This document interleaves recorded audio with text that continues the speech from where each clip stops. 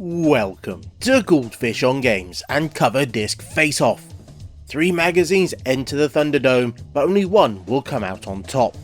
And in this episode we're looking at CU Amiga, Amiga Action and Amiga Power. Fight! And we start with Amiga Action, that came with 2 discs and 3 commercial demos. The first disc is dedicated to Mad Dog Williams, and that gives us a full, or at least an incredibly long, intro to the game.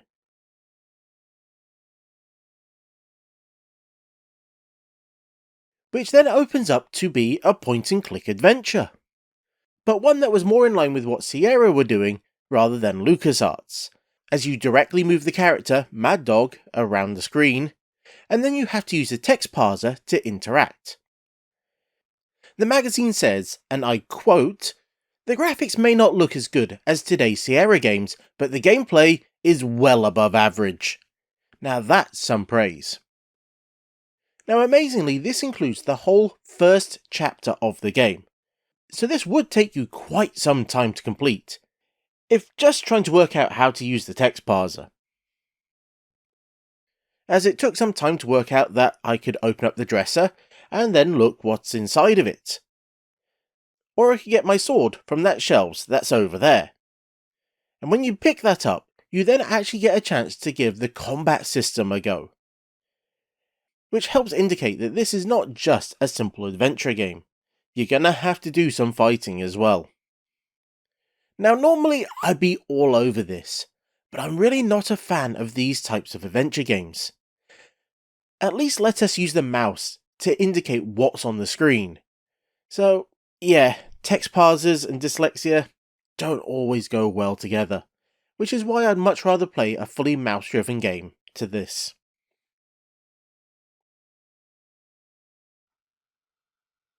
The second disc has 2 demos.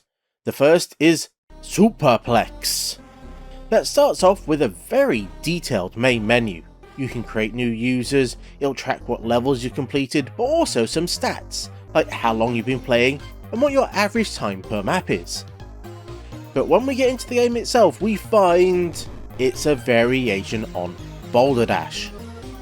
Now we've seen quite a few PD variations of this game so far, so the question is, can a paid version do better? Well, on the first map, makes you think possibly not, as it's just moving around, avoiding the falling items, collecting the things that look like 3 circles, and then making your way to the end of the level.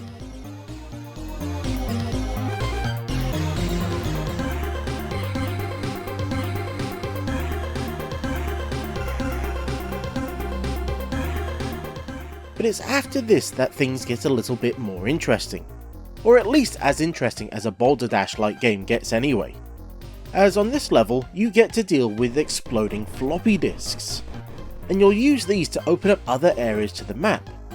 There are also these pipes, some of which are one way, so they'll block you into areas until you solve the puzzles in there. And then we get onto the third level, that really does mess with you because they add gravity. So you can't just freely move around, you have to consider everything that's going on. But I really don't enjoy the way it drops you back to the main menu every time you die. It's really awkward getting back into the game again.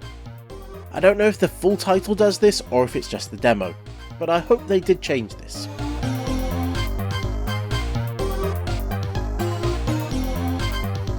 The final demo for the magazine is Battle Isle, a series that I've always been a bit of a fan of. This has the final menu of the game, to the point it even has the password system, which you wouldn't think would be all important in a demo, but if you just leave it as it is with the default password of AAAA, then it will start off in a demo mode with the computer playing itself. You'll need to enter BBBB if you want to play the game yourself, which you'll only find out if you read the magazine.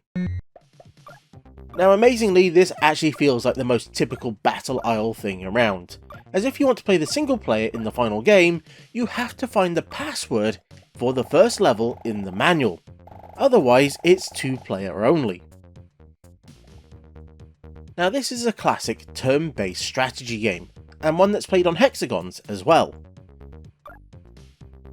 And to make an action, you'll move it over a unit, hold the fire button, and then while pushing a direction, you can select one of its different actions. This might be ordering it to move, or to find out more information on the unit itself. As one side moves its units, the other gets to order its attacks. And then when both players select to end turn, all these actions will then take place, with the attacks happening before any movement. This is a great game and a decent demo, as you have quite the range of units to use, and it even has the music from the final title. I just wish there was an option to play the computer. I think that would have been fun.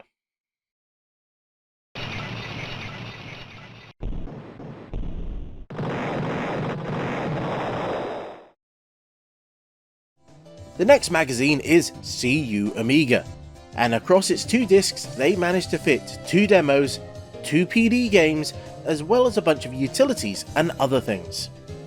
Starting with disc 1, we have a demo for Moonstone, a game I know of but not really played myself. For now, let's go see what this demo has to offer, and it's pretty much 2 options. You can either play against a second player,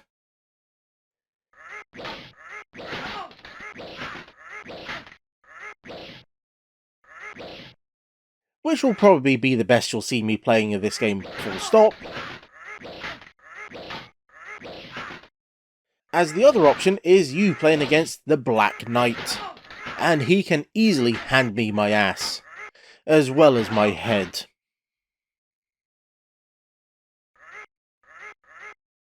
These combat sections do have quite a lot of moves, and you can swing that sword around quite nicely.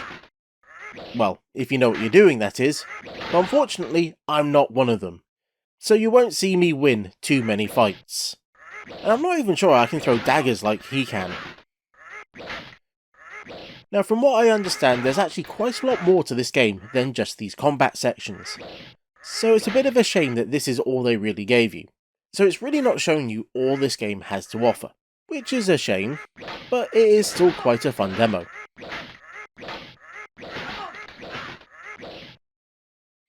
There are a few utilities on the disc, one of which gives you a GUI interface for setting the date and time. Now this would have been quite useful for those that had a real-time clock on a memory expansion, and if you were also using an older version of Workbench, as otherwise you had to use a command line tool to set this. The other tool is for messing around with voices, and it does require some additional hardware to capture audio. But if you get that all set up, then you can have some fun with some echo and voice effects. Welcome to Goldfish on Games. It is fun, if a bit limited with what you can do. There are a few sliders, but I wasn't quite sure what all of them did. Are you ready for an entire script read like this? All Amiga videos will be done like this from now on. But now we're going to look at the RSI Demo Maker, or as it's also known as, the Red Sector Inc. Demo Maker. And it does more or less what its name implies. It allows you to make your own demos. You do this by loading in your graphics into various slots. This can include big graphics, fonts, sprites, and you can then enter your own text as well. And there's even the option for loading in music. When you've got all this set up, you can then go and edit the patterns. And you can then string a number of these together to make your demo. To start with, we can have the big logo, which can then have the text automatically scroll across. We can then change some of the settings, like how long it's on screen, or what background to use, or even if you want stars. And then, once you're happy with it, you can test it out. Now there's far more to this than those basics. You can import vector graphics, you can get them spinning around, or you can use blobs to draw stuff on the screen. It's not limitless, but there are quite the range of options. And so here is a quick demo that I knocked up.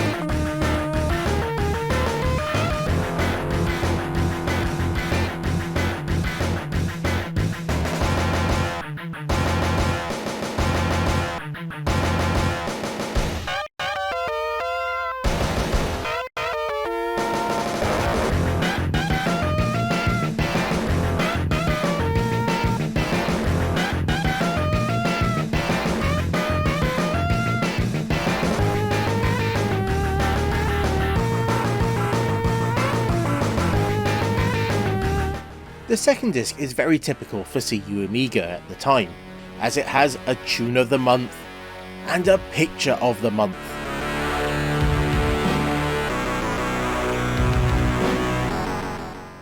And you can leave these running along just to admire them, or you can then hit the right mouse button to then turn the music off, which is required for the first demo, Lotus 2. Now this includes 3 levels and even a 2-player option, and it starts off with what sounds like a unique track for this screen as well. But let's jump into the first level, which is the forest. Box, set, go!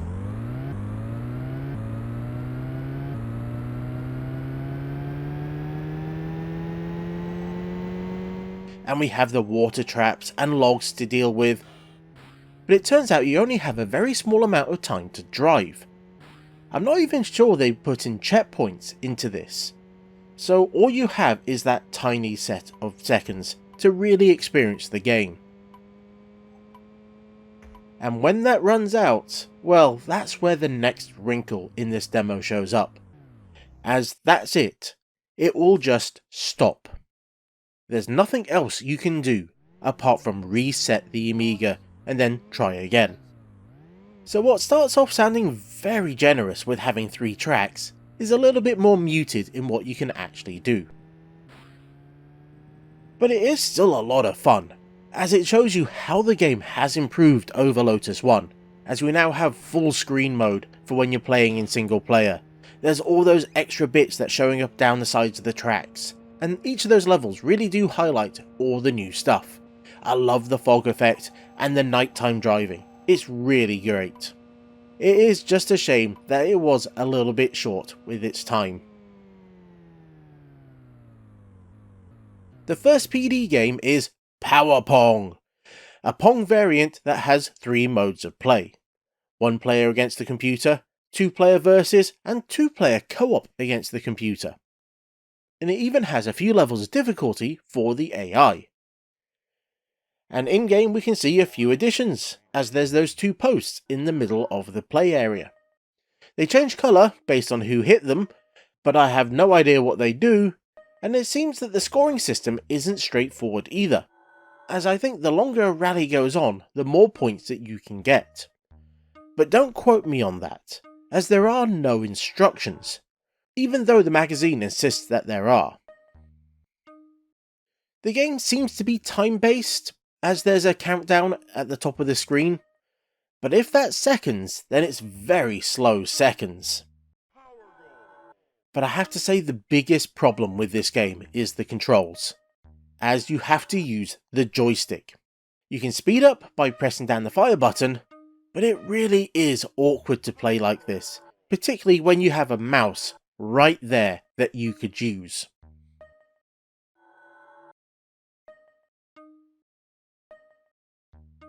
The final PD game is Trippin'. Thankfully this is one that did come with a manual, which is handy as my first few attempts at the game were very confused.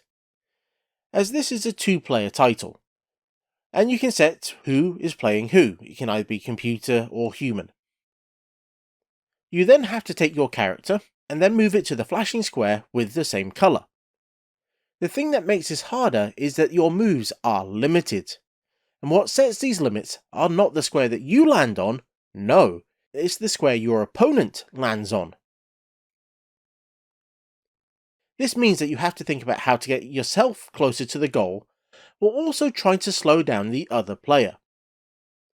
Now it's also possible to completely block them if they're on one of the edges, which will result in an instant win. Otherwise you have to hit the targets in order and then make it back to where you started. Now this isn't an entirely original game it seems, as it was based on a board game called Triples. Now this wasn't one I had heard of before I read the docs, but after checking it out it does look like they've managed to create a pretty faithful recreation of it. Because it is a pretty simple looking game, particularly being a workbench title, but there is a lot of strategy here, so it was good fun.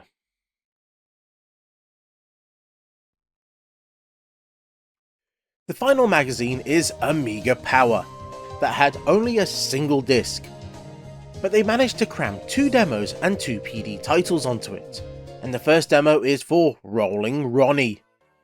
That starts off with a very pink menu, that has some very nice animated touches, that will continue into the game. You are the game's namesake, and you are an errand boy, for which you'll have to take on small jobs from the people in the level, which is mostly take a letter or parcel to someone else in the level.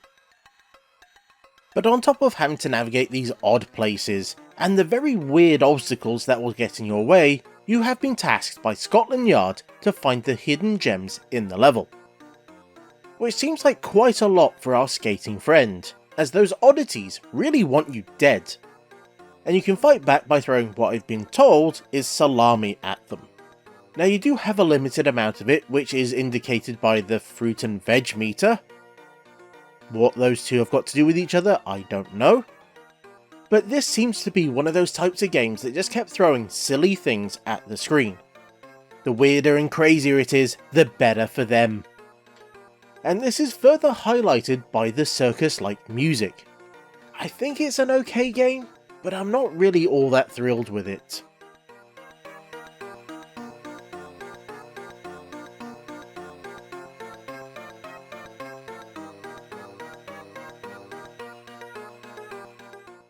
The next demo is Captain Planet.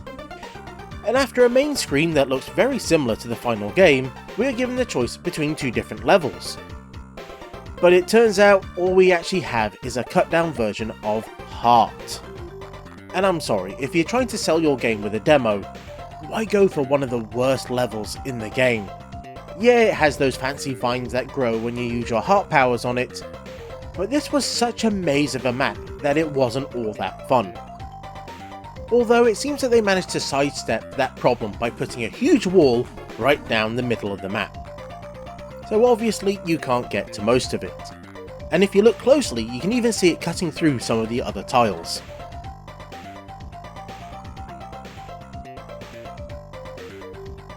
If you want to know more about the general gameplay, then I have done a full review on the game itself. But amazingly, they have done a pretty good job of showing you what you'll have to contend with in the demo, as they opened up the top of the map, so you can get to control the ecocopter. And what you'll need to do is fly it around and then pick up the elephants and then try and get them to the safe zone. Which is quite tricky really. Now this would have been much nicer if it was the full map, as that would have taken people weeks to finish, and it would have felt far more bigger. But what we got is what we got.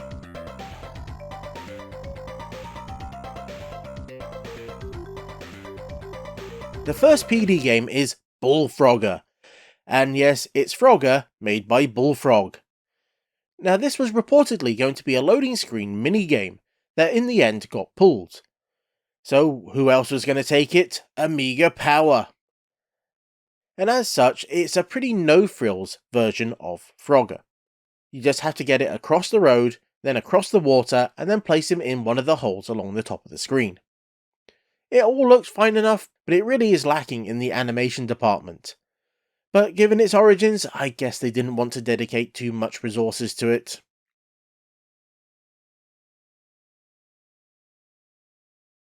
The second PD game is Air Aces 2, and it's a shoot-'em-up construction kit game. Now I've covered Suke before, and I believe this game as well, as I think it was in one of those PD compilations for the CD32. And this is a pretty simple scrolling shooter, but in terms of a Suke game, it looks nice enough. The level is relatively big, and there's lots of things for you to shoot at, but it is being held back by the toolkit that spawned it, as there's no upgrades or power-ups, and the enemies just follow basic patterns. So you can just sit at the side of the screen and avoid most of the enemies. So this isn't the most complex shoot-'em-up you'll ever play, particularly on the Amiga, but for what it is, it's fun enough.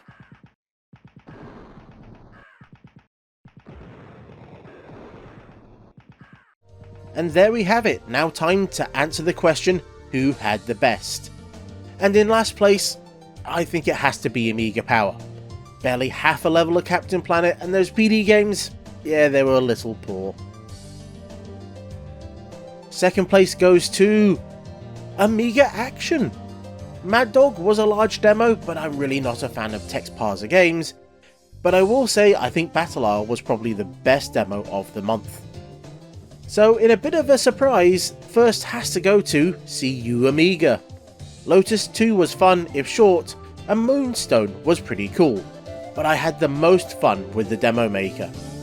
And if you think I got it wrong, and I'm sure there's going to be a few of you, you can let me know down in the comments. And until next time, I was the Goldfish. That I think might be a bit of an upset, and this was Goldfish on Games. Thanks for watching, and if you enjoyed this episode, then you're in luck, as I've done over a year's worth of these so far that you could go check out. Or if you really enjoyed it, then you can use those buttons just under the video that I've been told to do really nice things. Or if you want to hang out and chat a bit, then I've got a Discord. There'll be a link down in a comment.